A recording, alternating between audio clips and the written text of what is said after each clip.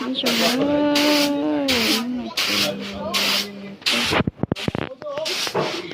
Rồi tình nhá con đi đóng một con của ấy nè.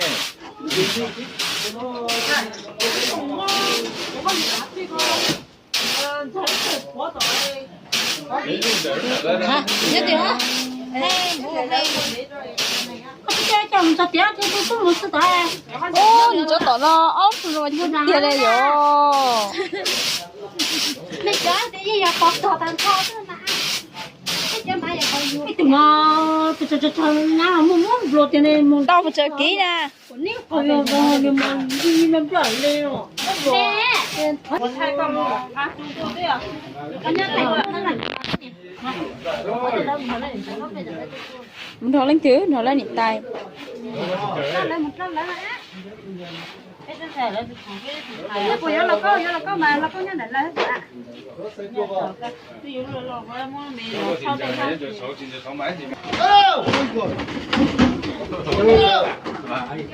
đây mua cảnh mù cái sổ là cái tít về rồi làm cái gì ăn đấy to đâu mà nhiều phát chơi hả to nhiều nhà phát chơi thái có đây cái gì đấy thái đấy đâu mà trên leo hôm qua vừa lên đến đây xong xong rồi rồi về đừng nói nữa bây giờ có chế nữa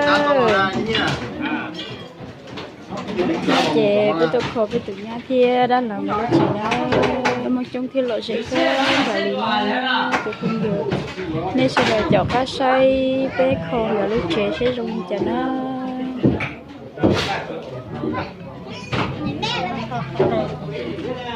còn này to to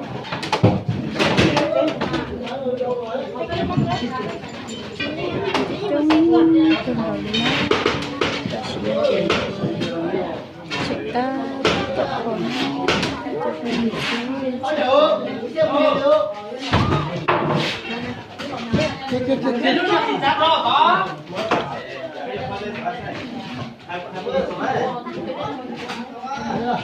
mình đã tiêu giấy tụi mình ra tiền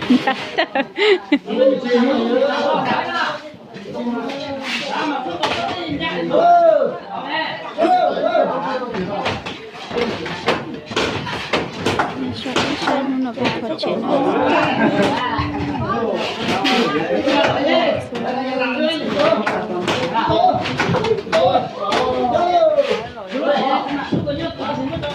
đi nón xây tao là tác động vừa vậy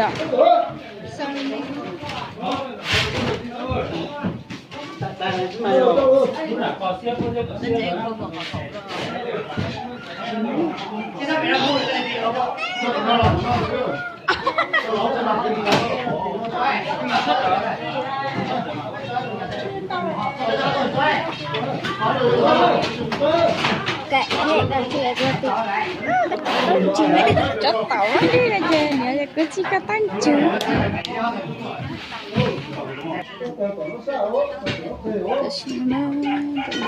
có khả năng trong tôi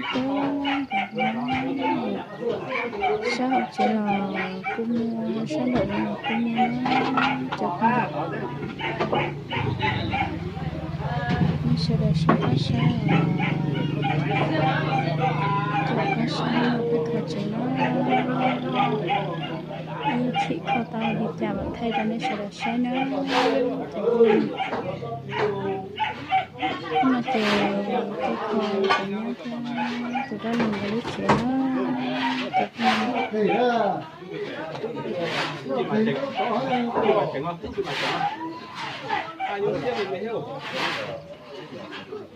lúc cổ nó xa lúc cổ nó phê lúc nó xa lúc nó phê lúc kiếm chữ rồi nó giờ lúc cậu tốt plon ra lại nha khó nó ra nón rót tua lại nhỏ lấy trên này nè có sao lấy trên là chỉ thật thẳng nó có sao lúc cậu nó plon này nhỏ nó đại á Trong cơ rồi nó.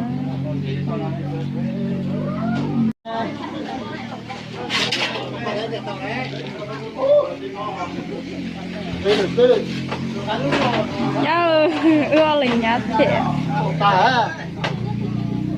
Bây giờ có gì nào tao á? Giờ có tao có tao nó. Nha nó qua hồ đã xử đó rồi. Hai tao có tao nó. Mò chả không mò hả? Mò chả hả? Tao nè. Sao tệ? Ông cả của tao cơ. Cả của tao nát xì của tao mà. Cái ta to. Chế này nó chỉ ta con nữa. Đây một cái có gì cho bác sĩ bớt rồi.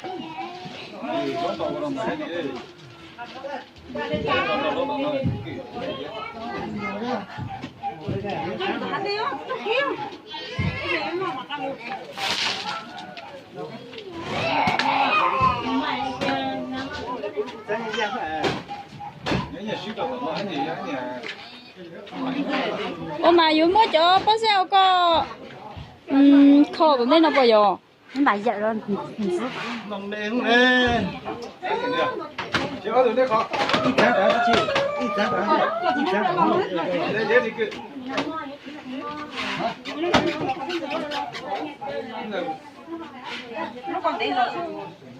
giàu cả Cho cái.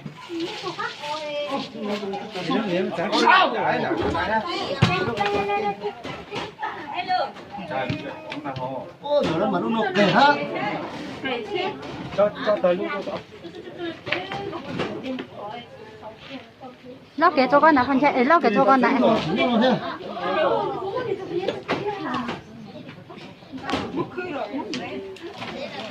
Cho nhắn luôn. Chưa con á. Nó. Đấy coi. để con tôi chán có gì nữa Nó nói có còn nó cái. lúc con lóc cái cho con tôi có chán Lao tao mà. lóc cho con rồi nó đá rồi Ô. mới được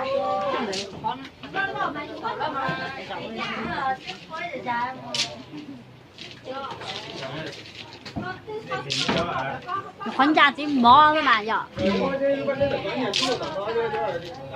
tao uống kề là chỉ tao à tao là lúc bé tới chín cha đi xả lò con cha nè hả uống kề bò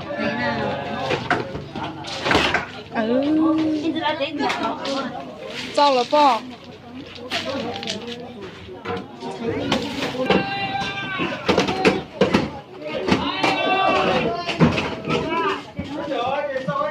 Chưa tao. Mày mấy à? Sao phải tàu à? Tao. Chúa à?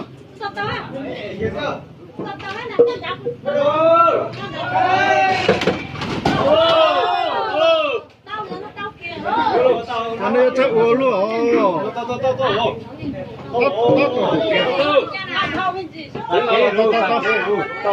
Nó đặt cái nó hay chỉ chôn chùa nó đã mày ôm nổi cơ nó lột tiểu tao rồi nhớ nó có khó cho bác lên chưa có bao giờ mà thôi luôn lên nhà có của là cậu tao mà.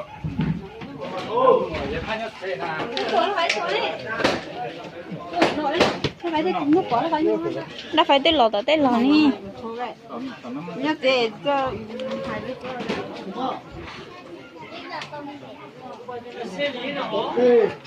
ôi một bà đó có có kia Lúc nào đó ấy.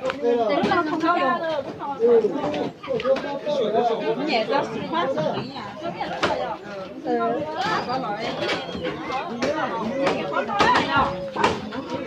Đây đầu tiên làm gì nó kể.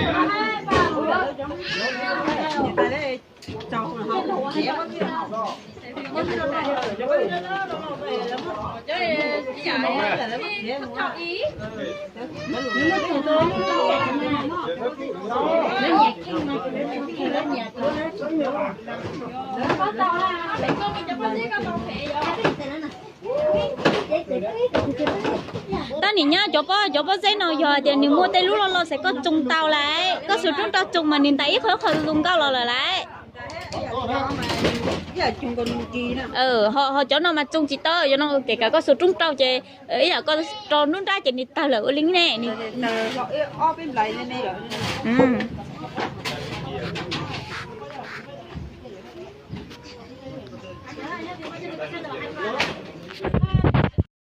ta xin nó sẽ là các bác sĩ bác sĩ nó cái con cái cho nó cái gì sai chưa lâu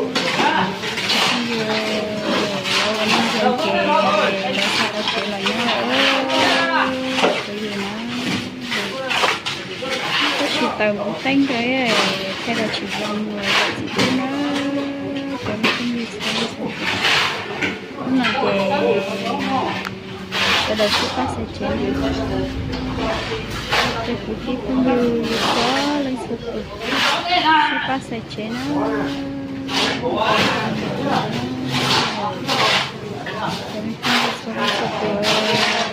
chụp phát sai à ta chỉ nó chế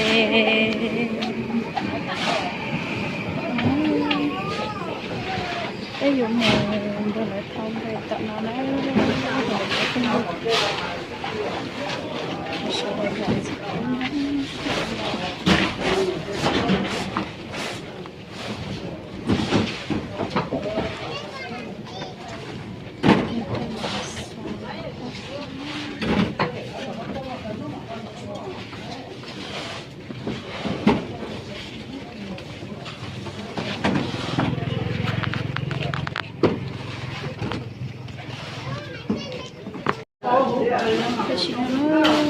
xin bác sĩ đến là cái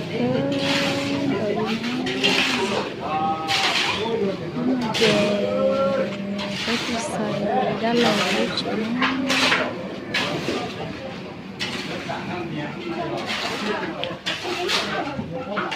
nó sai cái tí toán gì rồi nhớ nó tí từ dưới tao có tôi tận nó gì ta không bao giờ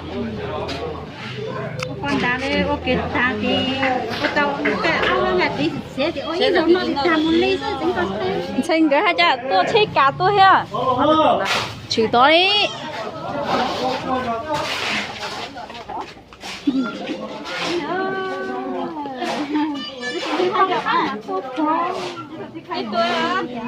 nên tôi là cái gì thế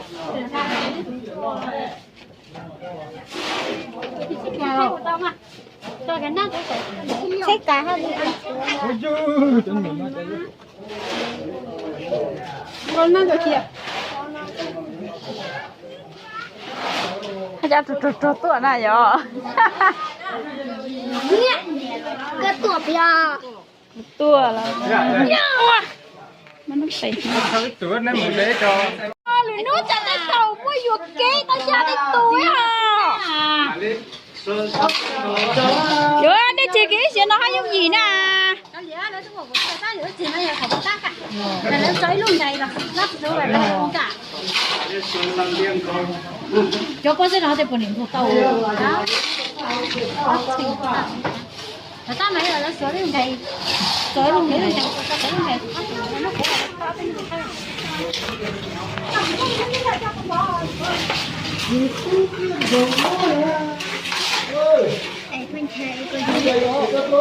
cháu rồi tiếng đấy chăm cái con con nhỉ đó chỉ chẹp nó mà làm thầu đâu thì ý chuyện nó nhục quá chứ tao tới hồ ghế khó tao cái tao phát là hồ ghế khó tao mà hồ ở bên số nên chỉ nên cho mình tôi mình nhá chỉ xem như nhỏ à từ trình em mua chỉ nó cả cho biết mà mìnhจะกินชิคกี้พายสิมา dành kia chứ chẳng có cái là khi nhớ thế à nó lên thì chính tao xin lợi của đắc trời thế này nhưng mà chưa có mà nhân sẽ để lại sẽ chả có sẽ như thế chứ ở đây của mình có lúa này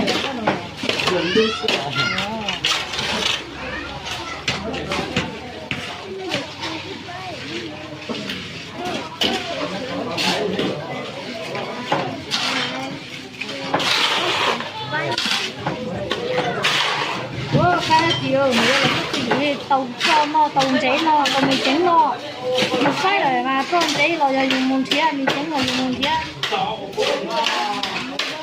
rồi giờ lỗi cho tiền mình cháy thật nhé chúng ta kia lọ giấy tờ nha giấy tờ lên kia lọ kia thì lọ dậy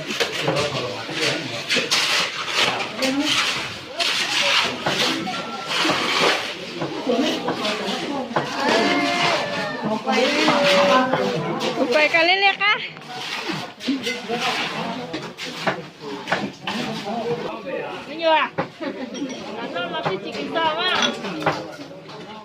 Lo gì đó, cho nó phải lo sao tại địa đó.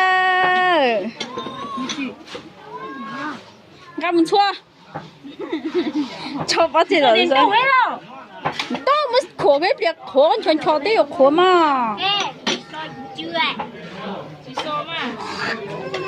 Xin nó bé là sao tại đi cho món nó đó lấy tiêu ở tía là chỉ bé tao món nó là nó mẹ mua vô nó còn cứ mua tao bé xóa anh em đúng không hả con thằng nó trong một chua ngon thế xin nó bé ở in nó sẽ về cứ bé cho nó ta xuống nó sẽ đây là nó xuống nó chơi nó xuống nó cái nó xuống kêu là xuống cái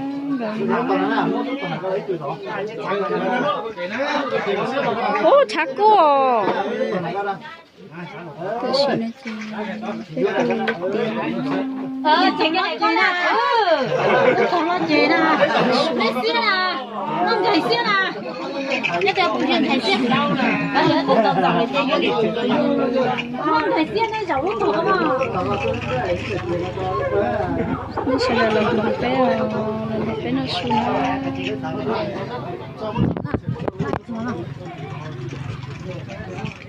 sẽ kéo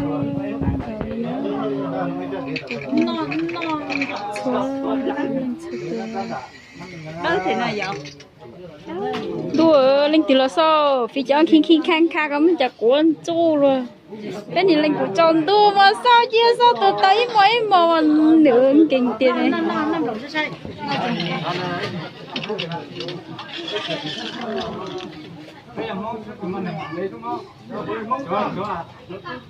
hồn thế ai không mua đâu có tù ta lấy yếu tiếp của gì lấy yếu của tha chứ lấy yếu của tha của tha thì của chơi lưng của chơi đồ hấu đồ hồ đại đó nó trong thảo tay tao mua này có của tha thử mà số nhân nụ chỉ yếu nè đấy tụi trong nó số là chỉ của tha thôi nè yếu cha mà làm gì chính trong tôi có không à hết tiếp của tao tụi à chỉ được tụi à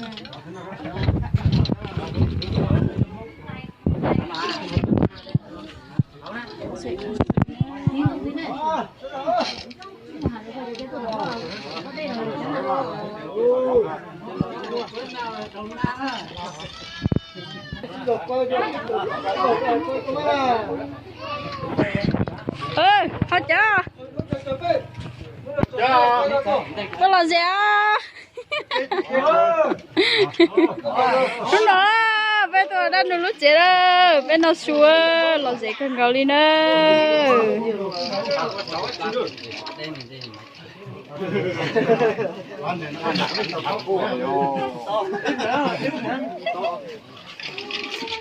thôi thì còn để nó vấn đề thì là bên nó nhớ trong nó bé tôi nó đã nuôi trẻ bây giờ nó đã nuôi trẻ bữa sao muốn biết muốn chơi nhưng mà nó mò thôi có sẽ tem bệnh ta hả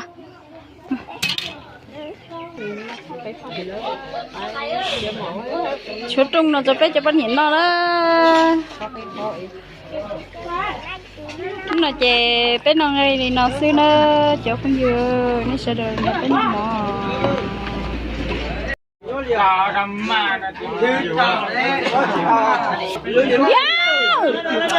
Nhớ lo chặt một lắm. Bây giờ cái gì mua nó nói à, cái gì à, Không thế là thế.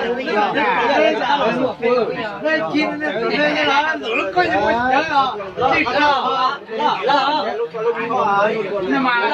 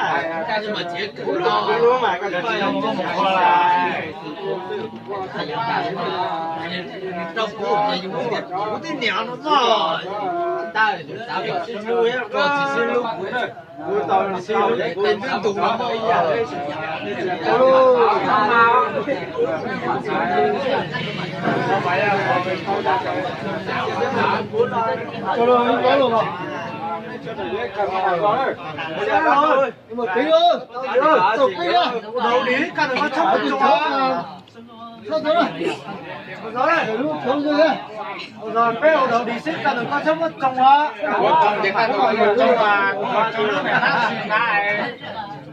Thằng góc cái rồi đó. Bây giờ sao đấy? Chưa chú mua nè. Nó cảm ơn liền. cảm ơn chưa Bây giờ không có giờ nó không mấy nhá. Cái gì mà không chủ được. Cái là cái cậu này mừng lắm mà nhất là mà lên số chuẩn bị là những cái quân kia là